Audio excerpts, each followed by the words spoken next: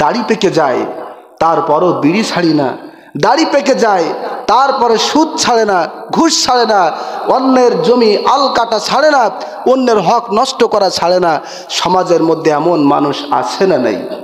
একটু জোরে বলেন, আছে না নাই? আমার ভাইয়েরা, একটু মন থেকে চিন্তা করুন, আপনার আমার যখন দাড়ি পেকে যায় তখন আপনি আমি এই চিন্তা কেন করি না যে আমার দাড়ি পেকে গেছে, তার মানে মৃত্যু আমার কাছাকাছি এসে গেছে? ঠিক কিনা বলুন? দাড়ি যখন পেকেছে আর দুনিয়াতে বেশি দিন থাকার সুযোগ নাই। আবার আপনার আমার সামনে এমনও বহু যুবক ইন্তেকাল করেছেন, মারা গিয়েছেন, তাদের দাড়ি পাকা তো দূরের কথা, বরং দাড়ি ওঠেই নাই, তার আগেই আপনারা আমার সামনে ছটপট ছটপট করতে করতে মারা যেয়ে কবরের দেশে চলে যায়। আছে না নাই? আছে না বলেন? তাহলে কেন আমরা অন্যায় পথে চলি? কেন আমরা গুনাহের কাজ করি? একটু আমরা কি দিল থেকে, মন থেকে কখনো ভেবে দেখেছি? 100% আমরা কখনো ভেবে দেখি না। যখন আমরা ওয়াজগুলো শুনি, যখন আমরা কোরআন হাদিসের কথাগুলো শুনি, আমাদের কলিজায় লাগে, অন্তরে লাগে, কিন্তু মসজিদ থেকে বাইর হয়ে যাওয়ার পরে সব আমরা ভুলে যাই। জোরে বলেন ঠিক কিনা? কিসের জন্যে? এর 1 নাম্বার উত্তর হলো দুনিয়ার মায়া মমতায়, দুনিয়ার লোভের জন্যে। ঠিক কিনা বলুন? কিন্তু নবীজি বলেছেন, হুব্বুদ দুনিয়া রাসু কুল্লি খাতিয়া, দুনিয়ার প্রতি ভালোবাসা সমস্ত অন্যায়ের মূল। নাউজুবিল্লাহ বলুন। দুনিয়ার প্রতি ভালোবাসা, দুনিয়ার লোভ লালসা, দুনিয়ার প্রেম প্রীতি সমস্ত অন্যায়ের গুনাহের মূল। জোরে কর নাউজুবিল্লাহ। প্রত্যেকটা জিনিসের একটা মূল আছে না? আছে না নাই? একটা গাছ, সেই গাছের একটা মূল শেকড় আছে। ঠিক কিনা বলুন? একটা বিল্ডিং, তার একটা মূল ভিত্তি রয়েছে। একটা যে কোনো জিনিস আপনি জান না কেন, প্রত্যেকটা জিনিসের একটা মূল আছে। ঠিক কিনা বলুন? নবীজি বলছেন, এই দুনিয়ার প্রতি ভালোবাসা, দুনিয়ার প্রেম প্রীতি মায়া মহাব্বত, এটা হচ্ছে সমস্ত অন্যায়ের মূল, সমস্ত গুনাহের মূল। জোরে কর নাউজুবিল্লাহ। তাহলে কি দুনিয়ার প্রতি ভালোবাসা যাবে? একটু জোরে বলেন, যাবে? দুনিয়াকে আলিঙ্গন করা যাবে না। ঈমানদার মুমিনদার কখনো দুনিয়াকে ভালোবাসতে পারে না, বরং ঈমানদার যারা, তারা সব সময় দুনিয়াকে তুচ্ছ তাচ্ছিল্য মনে করে আল্লাহ পাকের আখিরাতকে প্রাধান্য দিবে। ঠিক কিনা বলুন?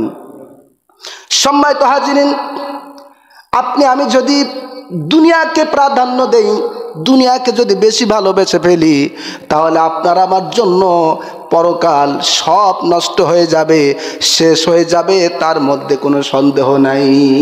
ঠিক কিনা? তার একটা বাস্তব চিত্র শুনুন। হাদিসে পাকের মধ্যে আল্লাহর হাবিব জনাবে রাসূল করিম সাল্লাল্লাহু আলাইহি ওয়াসাল্লাম বলেছেন, ইযা মাতাল ইনসানু ক্বালাতিল মালাইকা মা কদ্দামা। সুবহানাল্লাহ। নবীজি বলেছেন, যখন কোনো মানুষ, যখন কোনো ইনসান মারা যায়, ইন্তেকাল করে, ওয়াকালাতিল মালাইকা, সঙ্গে সঙ্গে আল্লাহর ফেরেশতারা বলতে থাকেন, এই ব্যক্তি কি কি আমল করেছে, আজকে এই অসহায়ের দিনের সময়ে তার ইন্তেকালের পরে আল্লাহ তাআলার সামনে কি কি আমল পেশ করবে। সুবহানাল্লাহ। এ ব্যক্তি কি করেছে? এ তো ইন্তেকাল করেছে, মারা গেছে, আর তো ইবাদত বন্দি করার সুযোগ নাই। কাজে এ কি আমল করেছে যে আমলটা আল্লাহ তাআলাকে দেখাবে? সুবহানাল্লাহ। প্রিয় বাবাজিরা আমার, কিন্তু নবীজি বলেছেন, ওয়াকালা বানু আদম মা খল্লাফা। কিন্তু দুনিয়ার মানুষ চিন্তা করে, দুনিয়ার মানুষ জিজ্ঞাসা করে, ওই ব্যক্তি মারা গেছে, কোথায় কতটা সম্পদ রেখেছে, বা তার কতজন সন্তান রয়েছে। ঠিক কিনা বলুন? মানুষ যখন মারা যায়, তার জানাজায় যাওয়ার আগে বা জানাজা যেই আমরা বলি, এ কোথায় কত সম্পদ রেখেছে, কত জায়গার মালিক ছিল, এত সম্পদ ছিল, এ কি করেছে কি না করেছে, এরপরে এর এক সন্তান রয়েছে বিদেশে, আরেক সন্তান মালয়েশিয়া, সৌদি আরবে, এখন আসেনি, আসবে, ইত্যাদি ইত্যাদি কথা আমরা সবাই বলে থাকি। ঠিক কিনা বলুন? এটা বাস্তব না? এটা বাস্তব। কিন্তু নবীজি বলেছেন, দুনিয়ার মানুষ মারা গেলে তার ভাইয়েরা বোনেরা অন্য মানুষরা বলে এ কত সম্পদ রেখেছে তার হিসাব করে, এর কয়জন সন্তান তার হিসাব করে। আর আল্লাহর ফেরেশতারা বলে এ তো মারা গেছে, এ কি কি আমল করেছে। আল্লাহ তাআলার সামনে আজকে সে কি আমল দেখাবে। আল্লাহু আকবার বলুন।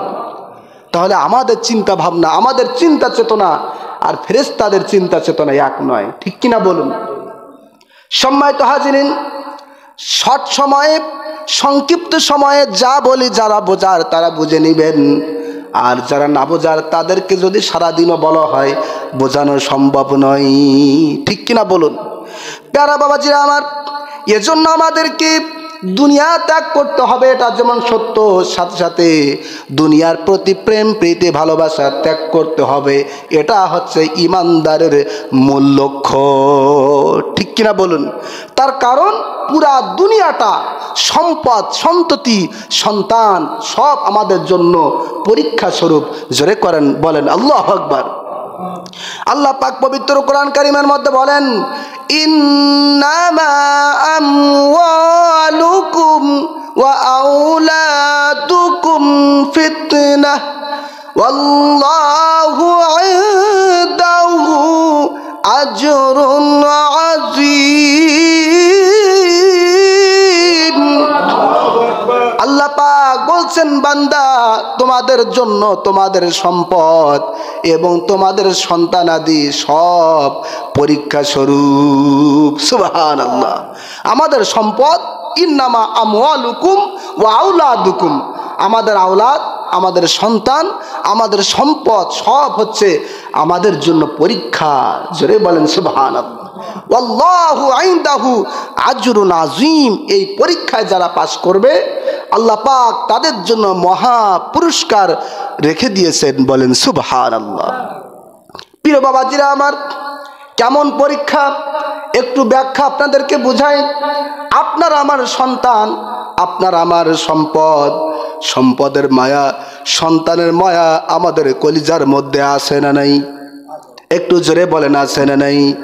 সম্পদ যদি নষ্ট হয়ে যায় আমরা চুপ করে বসে থাকতে পারি না, বরং সম্পদের পিছনে ছুটি, সম্পদের পিছনে ঘুরি। অপরদিকে নামাজের সময় হয়, আজান দেয়, একামত হয়, সম্পদের পিছনে আমরা ঘুরতে থাকি। নামাজ হয়ে যায়, ওয়াক্ত শেষ হয়ে যায়, তারপরও আমরা নামাজের দিকে খেয়াল থাকে না, ঠিক কি না? কারণ কি? সম্পদ শেষ হয়ে যাচ্ছে। মনে করেন এখন বিশাল বন্যা, বন্যাতে ঘের সব ডুবে তছনছ হয়ে গেছে। এখন ব্যক্তিটি নেটের জাল আর কি বলে আপনার ওই যে দা, কুরুল, খন্তা যা আছে সব কিছু নিয়ে ওই ঘেরের মাঝখানে আল দিচ্ছে, মাছ যাতে না যেতে পারে ঘেরাও করতেছে। অপর দিকে জোহরের নামাজ হয়ে যাচ্ছে, জোহর গেল, আসর গেল, মাগরিবের সময় এসে তাও নামাজে আসে না নাই। এটা জোরে বলেন সম্পদের মায়াই কিনা? জোরে বলেন। সম্পদ যদি না থাকতো তাকে ওই ঘেরে যাওয়া লাগতো না, ঘেরাও করা লাগতো না, মাছ ধরা লাগতো না, বরং সম্পদ না থাকলে ঠিকই মসজিদে এসে নামাজ আদায় করতো, ঠিক কিনা বলুন।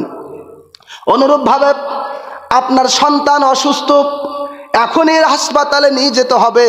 আপনি যাচ্ছেন তো যাচ্ছেন, দিনের পর দিন হাসপাতালের বারান্দায় ঘুরতেছেন, অপরদিকে নামাজের সময় হয়ে যাচ্ছে, নামাজের কোনো খবর নাই, বরং আপনি আর আমি সন্তানের পিছনে ঘোরাঘুরি করি, ঠিক কিনা বলেন। এটা একেবারে সমাজের বাস্তব চিত্র। আল্লাহ পাক বলছেন এই সম্পদ আর সন্তান হচ্ছে তোমাদের জন্য পরীক্ষা। পরীক্ষায় যারা ফেল করবে তাদের তো শেষ, আর যারা পরীক্ষায় পাস করবে আল্লাহু ইনদাহু আজরুন আযীম, তাদের জন্য আমি আল্লাহ পাক মহা পুরস্কার দান করেছি। সুবহানাল্লাহ। যদি এমন হতো আজানের সময় হয়েছে, কোথায় ঘের, কোথায় সন্তান, সব কিছু ফেলে রেখে আমার প্রভুর ডাকে সাড়া দিয়ে মসজিদে এসে নামাজ আদায় করব, আল্লাহ পাক খুশি হয়ে সন্তানের অসুস্থ শরীরটাকে মুহূর্তের মধ্যে ভালো করে দিতে পারতেন কিনা?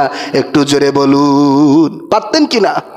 যদি এমন হতো যে আমি আমার ঘের সব ফেলে রেখে আমি মসজিদে নামাজে এসেছি, ওই আমার যে মাছগুলো চলে গেছে, অপর দিক থেকে পানি কমে গেছে, ওই পানি কমে যাওয়ার আগেই অন্য ঘেরের মাছ এসে আল্লাহ পাক আমার ইবাদতে খুশি হয়ে আমার ঘের ভরপুর করে দিয়েছেন। সুবহানাল্লাহ। কি এটা কি সম্ভব হয় না? হয় না বলেন? আমার ঘেরে ভেটকি মাছ আমি কখনো ছাড়ি নাই, তারপরে বন্যা যখন হয়ে যায় পরে দেখা যায় জাল নিয়ে ছুটতে হয়, তার কারণ ঘেরের মধ্যে ভেটকি মাছ এসেছে, মাছ ধরতে হবে। দিয়েছেন কে? জোরে বলেন। তাহলে আপনি আমি কিসের জন্য ওই সম্পদের দিকে যাব, সন্তানের দিকে যাব? হ্যাঁ, আমরা সম্পদের দিকে যাব, সন্তানের দিকে যাব সেই সময়টুকু পর্যন্ত, যেই সময় গেলে আপনার আমার ইবাদতের ঘাটতি হবে না, আপনার আমার কোনো ইবাদতের কমতি হবে না, বরং আমরা সন্তানের পিছনেও যাব, সম্পদের পিছনে যাব। আবার আল্লাহ তাআলা ডাক দিলেই, আজান হলেই মসজিদেও আসবো। এমন যদি হতো তাহলে আল্লাহ পাক আমাদের সন্তান সম্পদ সব ঠিক রাখতেন, পাশাপাশি জান্নাতটাও বরাদ্দ করতেন। সুবহানাল্লাহ।